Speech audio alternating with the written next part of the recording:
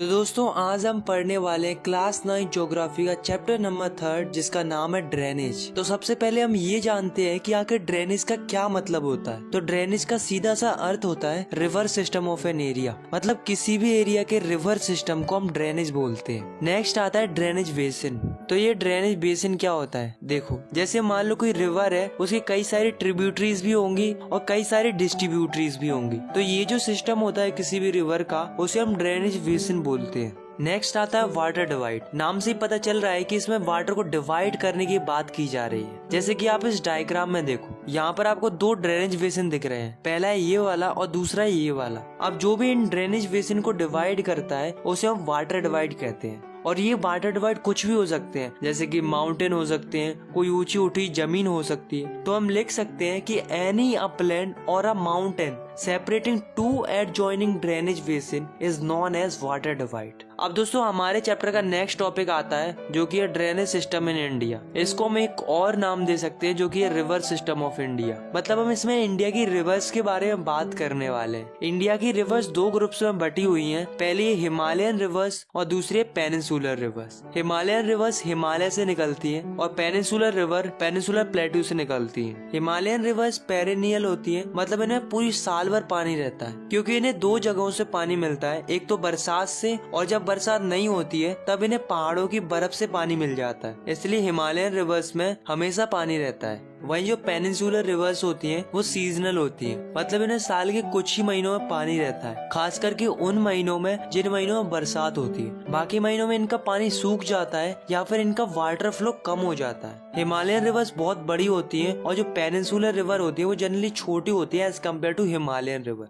तो सबसे पहले हम बात करते हैं हिमालयन रिवर्स की। तो हिमालय से कई सारी नदियां निकलती है, पर हमें इस चैप्टर में मेनली 3 नदियों के बारे में पढ़ना है, जिनका नाम है इंडस, गंगा और ब्रह्मपुत्रा। तो सबसे पहले हम बात करते हैं इंडस रिवर की। तो इंडस रिवर तिब्बत से निकलती है और जम्मू कश्मीर से होते होते पाकिस्तान जाती है, फिर पाकिस्तान के बाद अरेबियन सी में जाकर मिल जाती है। इसकी कई सारे ट्रिब्यूटरीज भी हैं, जैसे कि जस्कर, सियोंग, चेनाब, झेलम, सतलुज, ब्यास और रावी। इस रिवर की टोटल लेंथ है 2900 किलोमीटर और इस रिवर का जो स्लोप है वो काफी जेंटल स्लोप है। Now the next river is Ganga river. अब दोस्तों उत्तराखंड में ग्लेशियर है जिसका नाम है गंगोत्री। तो वहाँ से क्या होता है कि वहाँ से भागीरथी निकलती है और इधर से अलकनंदा निकलती है। ये दोनों देवप्रयाग में जाकर आपस में मिल जाती हैं और इन दोनों के संगम से गंगा नदी बनती है और ये ईस्ट की तरफ बहती चली जाती है। फिर एक जगह फरक का जो कि वेस्ट बंगाल में लोकेटेड है, वहाँ पर जाके ये बाइफरकेट कर जाती है हुगली और भागीरथी में।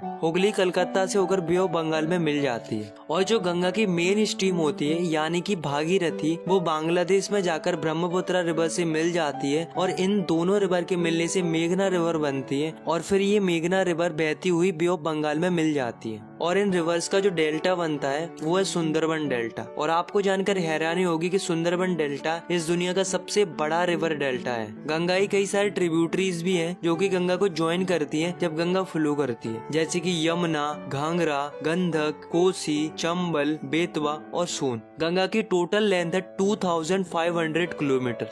पूरे नॉर्थन इंडिया का एग्रीकल्चर गंगा नदी पर ही डिपेंडेंट है। अब अगली जो रिवर है वो है ब्रह्मपुत्रा रिवर। ब्रह्मपुत्रा रिवर तिब्बत से आती है, इसको तिब्बत में जाम्पू बोलते हैं। ये जो रिवर है वो हिमालय की ईस्ट की तरफ से बहना शुरू करती है और नामचा बरवा आते ही वहाँ से यू टर्न ले लेती है और एंट्री करती है अरुणाचल प्रदेश में। अरुणाचल प्रदेश में इसको दिहांग बोलते हैं और ये बहती बहती चली जाती है असम तक और असम में इसको ब्रह्मपुत्रा बोलते हैं और फिर ये बांग्लादेश में चली जाती है, वहाँ पर इसको जमुना बोलते हैं और फिर ये भागीरथी के साथ मिलकर बे ऑफ बंगाल में मिल जाती है। इसकी कई सारे ट्रिब्यूटरीज भी हैं, पर 2 ही मेन ट्रिब्यूटरीज हैं जो कि इसको ज्वाइन करती है अरुणाचल प्रदेश में। उनका नाम है दिबांग और लोहित। जब ये तिब्बत से आती है तब इसमें काफी कम पानी होता है और सिल्ट भी काफी कम होता है, क्योंकि तिब्बत वाला रीजन काफी कोल्ड और ड्राई रीजन होता है। पर जब ये रिवर हमारी इंडिया की ईस्टर्न पार्ट में एंट्री मारती है तब वहाँ पर इसका वाटर लेवल इंक्रीज हो जाता है और सिल्ट भी इंक्रीज हो जाता है, क्योंकि हमें पता है कि इंडिया के ईस्टर्न पार्ट में काफी ज्यादा बरसात होती है। ये जो रिवर है वो काफी ज्यादा रिवराइन आइलैंड फॉर्म करती है। अब दोस्तों हर साल क्या होता है कि जब रेनी सीजन आता है तब रिवर ओवरफ्लो करने लगती है, जिसकी वजह से असम और बांग्लादेश के लोगों को डिवास्टेशन का सामना करना पड़ता है। Now the next is peninsular river, मतलब हम इसमें उन रिवर्स के बारे में पढ़ेंगे जो कि इंडिया के पेनिनसुलर रीजन से निकलती हैं। इंडिया के पेनिनसुलर रीजन में ज्यादातर रिवर वेस्टर्न घाट से निकलती हैं और ईस्ट की तरफ फ्लो करती हैं, जैसे कि महानदी, गोदावरी, कृष्णा एंड कावेरी। और केवल नर्मदा और तापी दो बड़ी रिवर हैं जो कि वेस्ट की तरफ फ्लो करती हैं और एस्चुरीज बनाती हैं। तो सबसे पहले हम बात करते हैं नर्मदा रिवर की। तो नर्मदा रिवर मध्य प्रदेश के अमरकंटक हिल से निकलती है और वेस्ट की तरफ बहती चली जाती है, फिर गुजरात से होकर अरेबियन सी में मिल जाती है। नर्मदा रिवर अपने रास्ते में बहुत सारी अट्रैक्टिव लोकेशन बनाती है, जैसे कि धुआंधार फॉल्स और मार्बल रॉक्स। नेक्स्ट है Tapi river. Tapi river Satpura ranges से बहती है। ये जो रिवर है वो नर्मदा रिवर के पैरेलल फ्लो करती है और महाराष्ट्र और गुजरात से होकर अरेबियन सी में चली जाती है, बट इसकी जो लेंथ होती है वो छोटी होती है नर्मदा रिवर से। अब दोस्तों और भी कुछ छोटी छोटी रिवर्स हैं जो कि वेस्ट की तरफ फ्लो करती हैं, जैसे कि साबरमती, माही, भारतपूर्णा, प्रियार।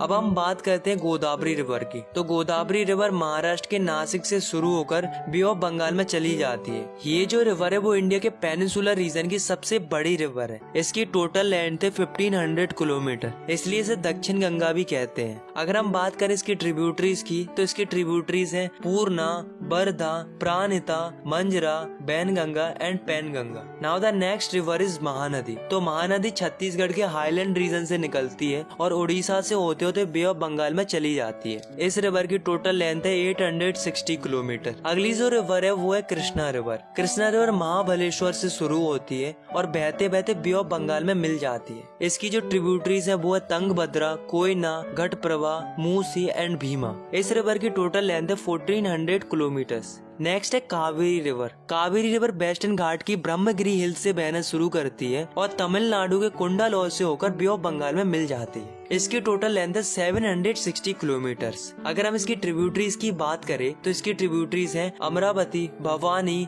हेमावती एंड कावनी। तो दोस्तों इन रिवर्स के अलावा कुछ और रिवर्स हैं जो कि वेस्ट टू ईस्ट फ्लो करती हैं इन पेनिनसुलर रीजन, जैसे कि दामोदर, ब्राह्मणी, बैतरणी एंड सुबर्ण रेखा। तो दोस्तों अभी तक हमने इंडिया की कई सारी रिवर्स के बारे में जाना। हमने हिमालयन रिवर्स के बारे में जाना, पेनिनसुलर रिवर्स के बारे में जाना, लेकिन अब हम बात करने वाले इंडिया की लेक्स के बारे में। तो इंडिया के अंदर अलग अलग प्रकार की लेक्स पाई जाती हैं जिनके साइज और कैरेक्टरिस्टिक अलग अलग होते हैं। इंडिया के अंदर ज्यादातर लेक्स परमानेंट होती हैं, मतलब उनमें साल भर पानी रहता है, मगर कुछ लेक ऐसी भी होती हैं जो कि रेनी सीजन पर डिपेंड करती हैं। इंडिया की लेक्स कई प्रकार से बनती है। कुछ लेक्स ग्लेशियर और आइस शीट्स के एक्शन से बनती है, तो कुछ लेक विंड, रिवर और ह्यूमन एक्टिविटी की वजह से बनती है। इंडिया के अंदर ज्यादातर fresh water lake Himalaya region में पाई जाती है क्योंकि ये ग्लेशियर के मेल्ट होने से बनती है। इंडिया के जम्मू कश्मीर रीजन में वूलर लेक है जो कि टेक्टोनिक एक्टिविटीज की वजह से बनी है। ये जो लेक है वो इंडिया की लार्जेस्ट फ्रेश वाटर लेक है। इसके अलावा भी बहुत सारी लेक्स हैं जैसे कि भीमताल, नैनीताल, चिल्का और भी कई सारी हैं। अब दोस्तों नेचुरली फॉर्म लेक्स के अलावा डैम बनाने की वजह से भी लेक्स बनती है, जैसे गुरु गोविंद सागर लेक। तो दोस्तों लेक्स हमारे लिए बहुत ही ज्यादा वैल्यूएबल है और काफी ज्यादा इम्पोर्टेंट रोल प्ले करती है हमारे लिए। जैसे कि लेक रिवर के वाटर को रेगुलेट करती है और बारिश के मौसम में बाढ़ आने से बचाती है। लेक की मदद से हम इलेक्ट्रिसिटी जनरेट कर पाते हैं by developing hydro power plant. Lakes अपने आसपास के क्लाइमेट को मॉडरेट करते हैं और एक्वाटिक इकोसिस्टम को भी मेंटेन रखते हैं। लेक्स किसी भी जगह की खूबसूरती को बढ़ाते हैं, जिसकी वजह से टूरिज्म को भी बढ़ावा मिलता है। लेक्स के अलावा रिवर्स भी हमारी इकोनॉमी के लिए काफी ज्यादा इम्पोर्टेंट रोल प्ले करते हैं, क्योंकि रिवर्स का पानी हम इरिगेशन के लिए यूज करते हैं, नेविगेशन के लिए इस्तेमाल करते हैं और हाइड्रो पावर जनरेशन के लिए भी इस्तेमाल करते हैं। लेकिन दोस्तों लोग अपने फायदे के लिए इन रिवर्स को बर्बाद कर रहे हैं। Domestic, municipal, industrial and agriculture के लिए पानी की डिमांड बढ़ रही है, तो लोग क्या कर रहे हैं, काफी ज्यादा क्वांटिटी में पानी निकाल रहे हैं नदियों से, जिसकी वजह से जो वाटर लेवल है नदियों का वो डिक्रीज हो रहा है। और जो इंडस्ट्रीज होती है उनका जो गंदा पानी निकलता है उसे सीधा नदियों में डाल दिया जाता है, जिससे हमारी रिवर्स पॉल्यूट होती जा रही है और पानी की क्वांटिटी भी डिक्रीज होती जा रही है। और ये गंदगी इतनी ज्यादा हो रही है कि रिवर्स अपने पानी को सेल्फ क्लींस भी नहीं कर पा रही है। तो इसके लिए हमें और हमारी गवर्नमेंट को इस पर ध्यान देना होगा, जिससे हमारी रिवर्स और लेक्स हमेशा साफ बनी रहे। नो डाउट गवर्नमेंट प्रयास कर रही है, बट और भी ज्यादा फोकस्ड होने की जरूरत है।